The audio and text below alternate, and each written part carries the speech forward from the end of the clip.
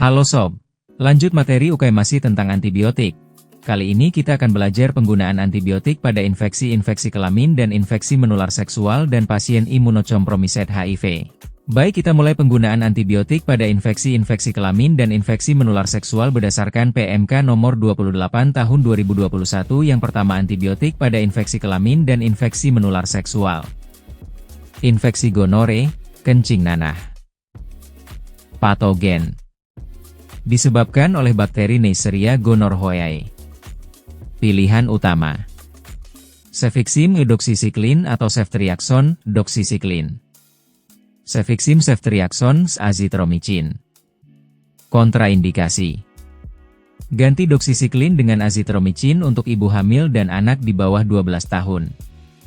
Bayi baru lahir perlu diberi profilaksi salep mata erythromycin untuk mencegah oftalmia neonatorum. Infeksi genital nonspesifik. Penyebab: infeksi disebabkan oleh bakteri Chlamydia trachomatis. Terapi lini pertama: doxycycline sebagai pilihan utama pengobatan. Terapi alternatif: metronidazole dapat digunakan sebagai pilihan alternatif. Perhatian khusus: hindari doxycycline pada ibu hamil dan anak di bawah 12 tahun. Sifilis. Etiologi: disebabkan oleh bakteri Treponema pallidum. Pengobatan primer: benzatin benzil penisilin merupakan pilihan utama terapi. Sifilis kongenital: aqueous crystalline penicillin G 50.000 unit kilogram dosis. Tindak lanjut: pemantauan serologi berkala sangat penting untuk evaluasi keberhasilan terapi. Ulcus mole. Agen penyebab: Haemophilus ducreyi adalah bakteri gram-negatif penyebab ulcus mole. Manifestasi klinis: ditandai dengan ulkus yang nyeri, bertepi tidak teratur, dan dasar kotor.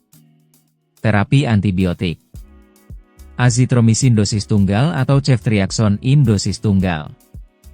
Alternatif: erythromycin atau ciprofloxacin, hindari pada ibu hamil, sebagai alternatif. Vaginosis bakterial. Definisi: kondisi yang ditandai dengan ketidakseimbangan flora normal vagina. Lactobacillus berkurang dan bakteri anaerob meningkat. Bukan infeksi menular seksual klasik tetapi terkait dengan aktivitas seksual. Gejala klinis: keputihan abu-abu homogen, bau amis, fishy odor, pH vagina lebih dari 4,5. Clue cells pada pemeriksaan mikroskopis terapi antibiotik. Metronidazole oral vagina atau clindamycin krim vagina adalah pilihan terapi lini pertama.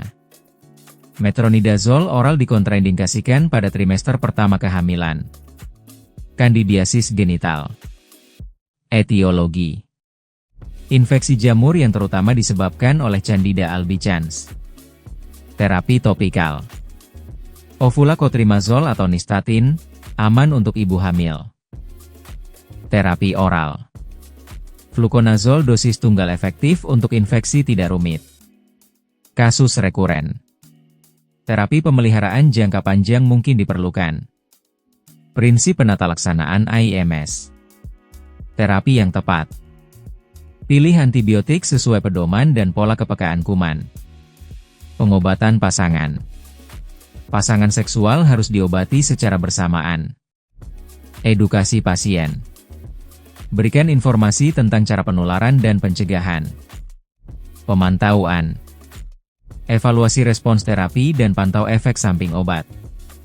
Pencegahan primer: promosikan perilaku seksual aman dan penggunaan kondom. Penata laksanaan IMS yang komprehensif harus mencakup aspek diagnostik, terapi, pencegahan, dan penapisan penyakit penyerta seperti HIV.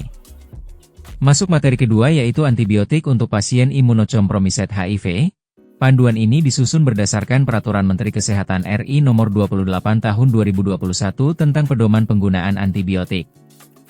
Ditujukan untuk tenaga medis yang menangani pasien dengan sistem imun yang terganggu, terutama pasien HIV. Terapi pneumocystis carinii pneumonia, PCP, pilihan terapi utama. Trimetoprim sulfamethoxazole oral merupakan pilihan utama untuk pengobatan PCP. Profilaksis PCP.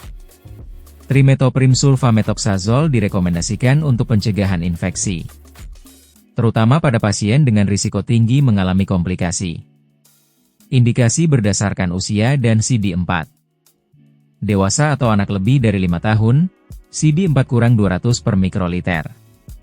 Anak 1-5 tahun, CD4 kurang dari 25% tanpa memandang hasil CD4. Profilaksis toksoplasmosis pada pasien imunocompromiset pilihan terapi. Trimetoprim sulfamethoxazole oral merupakan pilihan utama untuk profilaksis.